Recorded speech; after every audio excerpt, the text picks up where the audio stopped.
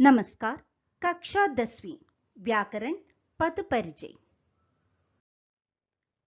आइए देखते हैं पद परिचय लेखन की विधि। पद परिचय क्या है, कैसे लिखना है, इसका पूरा अंक कैसे लेना है, इस वीडियो के द्वारा आप समझ सकेंगे। मान लीजिए आपका नाम समर्थ है और आप अपने नए स्कूल में हैं और कोई आपसे अपना परिचय पूछ रहा है, तो आप बताएंगे कि मेरा नाम समर्थ है, मैं 10वीं A विभाग में पढ़ता हूं और मेरा घर गांधीनगर में है। तो ये हुआ आपका परिचय। तो जिस प्रकार हम सबका अपना परिचय होता है, उसी प्रकार एक वाक्य में, सेंटेंस में जितने भी पद होते हैं उनका भी अपना परिचय है। इसी परिचय को, इसी व्याकरणिक परिचय को, ग्रामेटिकल इंट्रोडक्शन को पद परिचय कहते हैं। आइए सबसे पहले हम जानेंगे कि शब्द और पद क्या है। शब्द भाषा की सबसे छोटी, स्वतंत्र एवं सार्थक इकाई है। उदाहरण छात्र, पत्र, राम, रावण, ये सभी शब्द है, वर्ड्स है। ये सब छोटे हैं, स्वतंत्र है, इंडिपेंडेंट है, सार्थक है, मीनिंगफुल है। तो ये सब शब्द है। तो पद किसे कहते हैं? शब्द जब वाक्य में प्रयुक्त होते हैं तो पद बन जाते हैं। शब्द के जो उदाहरण हमने देखा, वे अब यहां वाक्य में प्रयुक्त होकर पद बन गए हैं। देखिए, राम ने रावण को मारा में राम रावण मारा, ये सब अब शब्द नहीं, वाक्य में प्रयुक्त होकर अब ये पद बन गए हैं। शब्द स्वतंत्र है, पद स्वतंत्र नहीं है, क्योंकि वाक्य के अंदर आकर व्याकरणिक नियमों से बंध जाता है। शब्द और पद हमने देख लिया, तो आइए देखते हैं पद परिचय किसे कहते हैं। पद परिचय, पदों के विषय में विस्तार से जानना या इनका व्याकरणिक परिचय देना ही पद परिचय कहलाता है। मतलब एक वाक्य में आए पदों का परिचय देना ही पद परिचय है। इस तरह पदों के परिचय देने के लिए उन्हें पहचानने की जरूरत है। कैसे कैसे पहचानेंगे? सभी शब्द या तो विकारी होते हैं या अविकारी। जिन पदों के स्वरूप में लिंग, वचन, कारक आदि के कारण परिवर्तन हो उसे विकारी शब्द कहते हैं। जिनमें परिवर्तन नहीं हो उसे अविकारी कहते हैं। मतलब जिनमें विकार हो, परिवर्तन हो, वे विकारी हैं, और जिनमें विकार या चेंज ना हो वे अविकारी है।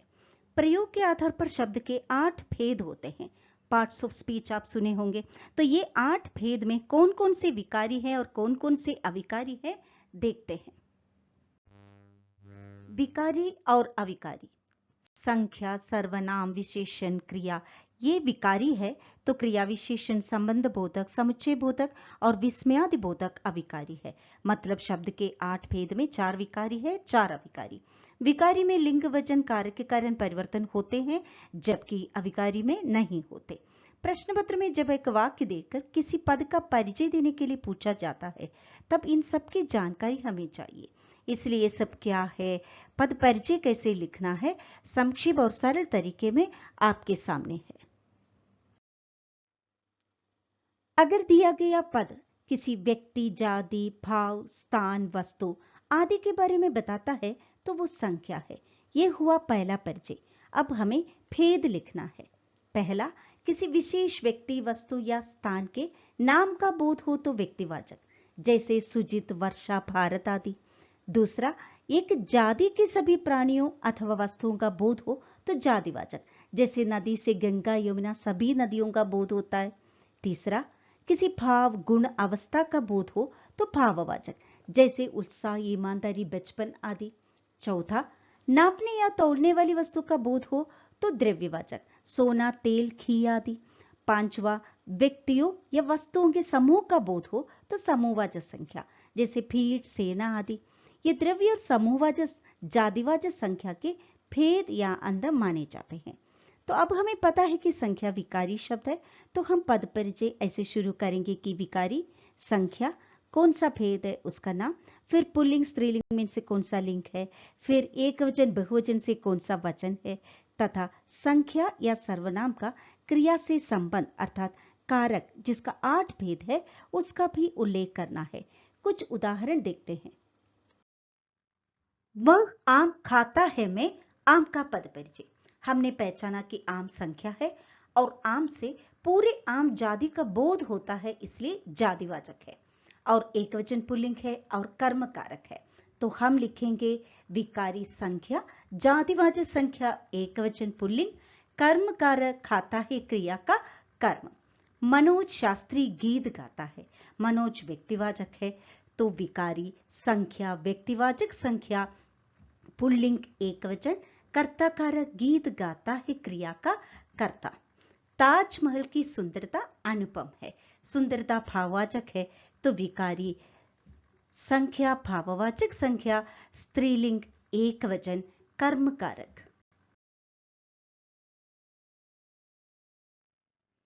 जिन शब्दों का प्रयोग संख्या के बदले में होता है उसे सर्वनाम कहते हैं, और इसमें भी हमें पहले भेद लिखना है। सर्वनाम के 6 भेद है। पहला पुरुषवाचक सर्वनाम, जिससे व्यक्ति का बोध होता है, जैसे मैं, हम, तुम, आप, यह, वह। दूसरा निजवाचक सर्वनाम, अपनेपन का बोध कराने वाले शब्द, खुद, स्वयं, अपने, आप आदि। तीसरा निश्चयवाचक, बात या वस्तु का निश्चित रूप से ज्ञान, जैसे यह, ये, वह, वे। चौथा अनिश्चयवाचक, बात या वस्तु का निश्चित रूप से ज्ञान नहीं होता, जैसे कोई, कुछ। पांचवा संबंधवाचक, परस्पर संबंध का पता चलने वाले शब्द, जैसे जो, सो, जहां, वहां, जैसा, वैसा आदि। छठा प्रश्नवाचक, जिन शब्दों का प्रयोग प्रश्न पूछने के लिए किया जाता है, जैसे कौन, क्या, कहां, कैसे आदि। इसके साथ साथ पुरुषवाचक सर्वनाम के 3 भेद आते हैं, जैसे उत्तम पुरुष मतलब बोलने वाला, मध्यम पुरुष मतलब सुनने वाला, तथा अन्य पुरुष माने जिसके विषय में बात की जाए, इसका भी उल्लेख देना है। साथ साथ लिंग, वचन, कारक तथा क्रिया के साथ संबंध का भी उल्लेख करना है। उदाहरण, वह आम खाता है, वह का पद परिचय। विकारी सर्वनाम, पुरुषवाचक सर्वनाम, अन्य पुरुष, पुल्लिंग एकवचन, कर्ता कारक, खाता है क्रिया का कर्ता। आपने गरीबों की मदद करके अनुकरणीय कार्य किया है, आपने। विकारी सर्वनाम, पुरुषवाचक सर्वनाम, मध्यम पुरुष, आदर सूचक, पुल्लिंग एकवचन, कर्ता कारक, किया है क्रिया का कर्ता। आजकल हमारा देश प्रगति के मार्ग पर बढ़ रहा है। हमारा विकारी सर्वनाम, पुरुषवाचक सर्वनाम, उत्तम पुरुष, पुल्लिंग बहुवचन, संबंध कारक, देश के संबंध का सूचक। अगर शब्द संख्या या सर्वनाम की विशेषता बताने वाला हो तो उसे विशेषण कहते हैं। इसका भी पहले भेद लिखना है। पहला गुणवाचक विशेषण क्वालिटी, जो गुण, धर्म या स्वभाव का बोध कराते हैं, रंग सफेद है, घर पुराना है आदि। दूसरा संख्यावाचक न्यूमरल, जो संख्या का बोध कराते हैं। इसमें निश्चित और अनिश्चित 2 भेद होते हैं। 10 किताब निश्चित है तो कई लोग अनिश्चित है। तीसरा परिमाणवाचक क्वांटिटी, जिससे परिमाण, माप तौल का बोध होता है। इसमें भी निश्चित अनिश्चित 2 भेद है। 2 लीटर दूध निश्चित है तो थोड़ा पानी अनिश्चित है। चौथा सार्वनामिक विशेषण, जो सर्वनाम संख्या के साथ आकर विशेषण का काम करता है वो सार्वनामिक विशेषण है। इसके साथ लिंग, वचन, कारक तथा विशेष भी लिखना है। जिसकी विशेषता बताई जाती है उसे विशेष कहते हैं। सुंदर लड़की में सुंदर विशेषण है तो लड़की विशेष है। उदाहरण, सीमा 9वीं कक्षा में पढ़ती है। 9वीं विकारी विशेषण, निश्चित संख्यावाचक विशेषण, क्रम सूचक, स्त्रीलिंग एकवचन, विशेष कक्षा। नेहा इसी मकान में रहती है। इसी विकारी विशेषण, सार्वनामिक विशेषण, पुल्लिंग एकवचन, विशेष मकान। कुछ लोग बहुत परिश्रमी होते हैं। कुछ विकारी विशेषण, अनिश्चित संख्यावाचक विशेषण, पुल्लिंग बहुवचन, विशेष लोग। दिया गया शब्द से किसी कार्य के करने या होने का पता चले तो वो क्रिया है। इसके भी 2 भेद है। क्रिया का असर कर्म पर पड़ता है तो सकर्मक है, और क्रिया का असर कर्ता पर पड़ता है तो अकर्मक। क्रिया से क्या, किसे, किसको आदि प्रश्न करने पर उत्तर मिलता है तो सकर्मक है, और इसके साथ साथ वचन, लिंग और काल का भी उल्लेख करना है। धातु माने क्रिया का मूल रूप है। पढ़ना का धातु है पठ, लिखना का लिख। क्रिया के जिस रूप से पता चले कि क्रिया का विषय कर्ता है, कर्म है या भाव है, उसी के अनुसार कर्तृवाच्य, कर्मवाच्य और भाववाच्य का भी उल्लेख करना है। राम ने रावण को मारा, मारा पद परिचय, विकारी क्रिया सकर्मक, पुल्लिंग एकवचन कर्तृवाच्य, भूतकाल मार दादू करता राम। बगीचे में कुछ लोग बैठे थे पद परिचय विकारी क्रिया आकर्मक पुल्लिंग बहुवचन कर्तृवाच्य भूतकाल बैठ दादू करता लोग। आइए अभी अविकारी शब्दों के पद परिचय देखते हैं। अविकारी शब्दों में लिंग वचन कारक से कोई परिवर्तन नहीं होने के कारण पद परिचय लिखते समय बहुत कम परिचय माने पॉइंट्स ही मिलेगी। अगर शब्द क्रिया की विशेषता बताते हैं तो वो क्रिया विशेषण है। इसका 4 भेद है। रीति या विधि का पता चलता है तो रीतिवाचक है। जैसे ध्रुव तेज भागता है, इससे भागता है क्रिया की रीति का पता चलता है। क्रिया के खंडित होने के स्थान का पता चलता है तो स्थानवाचक है। जैसे तुम बाहर बैठो। तीसरा कालवाचक, जिनसे क्रिया के समय का काल का पता चलता है। जैसे आज बरसात होगी। और क्रिया के परिमाण और उसकी संख्या का पता चलता है तो परिमाणवाचक है। जैसे खूब पढ़ो, सरा सुनो आदि। साथ ही जिस क्रिया की विशेषता बताई गई है उसके बारे में निर्देश देना है। उदाहरण, रेलगाड़ी अचानक ही प्लेटफॉर्म पर आ गई। अचानक रीतिबोधक है तो हम लिखेंगे अविकारी क्रिया विशेषण रीतिवाचक क्रिया विशेषण आ गई क्रिया की विशेषता। सुमित प्रतिदिन टहलता है। प्रतिदिन काल बोधक है तो हम लिखेंगे अविकारी क्रिया विशेषण कालवाचक क्रिया विशेषण टहलता है क्रिया की विशेषता। मैं बैठी थी और बच्चे धीरे धीरे पढ़ रहे थे। धीरे धीरे अविकारी क्रिया विशेषण रीतिवाचक क्रिया विशेषण पढ़ रहे थे क्रिया की विशेषता।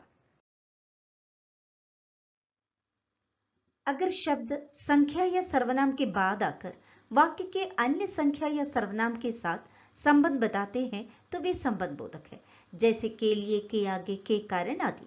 इसमें भेद के साथ किस संख्या या सर्वनाम से संबंध है उसका भी उल्लेख देना है। उदाहरण, हमारे घर के पीछे आम का एक पेड़ है। के पीछे अविकारी संबंध बोधक स्थानवाचक घर का संबंध आम के पेड़ से दिखा रहे हैं। चाकू के द्वारा फल काटो के द्वारा अविकारी संबंध बोधक साधनवाचक चाकू और फल का संबंध जोड़ने वाला शब्द। मेरी दुकान के सामने एक बस खड़ी है के सामने अविकारी संबंध बोधक दिशा सूचक दुकान और बस का संबंध बताने वाला शब्द। अगर शब्द दो या दो से अधिक शब्द वाक्य या वाक्यांशों को जोड़ने का काम करता है तो वो समुच्चय बोधक है। इन्हें योजक भी कहते हैं। जैसे तथा, अथवा, किंतु, क्योंकि, लेकिन आदि। इसके 2 भेद है। जो समान वाक्य या वाक्यांश को जोड़ता है वो समानाधिकरण है और प्रधान और आश्रित उपवाक्यों को जोड़ते हैं तो व्यधिकरण है। जोड़े गए शब्दों, वाक्यांशों तथा वाक्यों का उल्लेख भी करना है। उदाहरण, फल खाओ और स्वस्थ रहो। और अविकारी समुच्चय बोधक समानाधिकरण फल खाओ और स्वस्थ रहो दोनों वाक्यों का योजक। हम स्कूल गए परंतु वहां कोई नहीं मिला। परंतु अविकारी समुच्चय बोधक अव्यय समानाधिकरण हम स्कूल गए वहां कोई नहीं मिला दो वाक्यों का योजक। ऋषि ने पेड़ लगाए ताकि फल और छाया मिले ताकि अविकारी समुच्चय बोधक व्यधिकरण 2 वाक्यों का योजक। अगर शब्द कोई भाव या फीलिंग्स का बोध कराता है तो वो विस्मयादि बोधक है। ये भाव हमेशा संबोधन के चिन्ह यानी एक्सक्लेमेशन मार्क के साथ आते हैं। इस चिन्ह से इसे पहचानना भी आसान है। इसके साथ भाव का भी उल्लेख करना है। उदाहरण, शाबाश तुमने अच्छा किया। शाबाश हर्ष सूचक है और उसके बाद संबोधन चिन्ह भी है तो पद परिचय अविकारी विस्मयादि बोधक हर्ष सूचक भाव।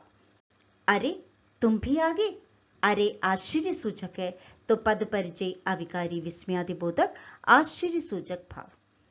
वाह भारत मैच जीत गया। वाह प्रसन्नता सूचक है तो पद परिचय अविकारी विस्मयादि बोधक प्रसन्नता सूचक भाव।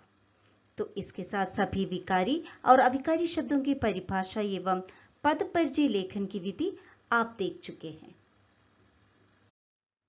आशा है यह व्याकरण पाठ आपको पसंद आ गई होगी। तो फिर मिलते हैं। मैं डॉक्टर सिया बीना। धन्यवाद।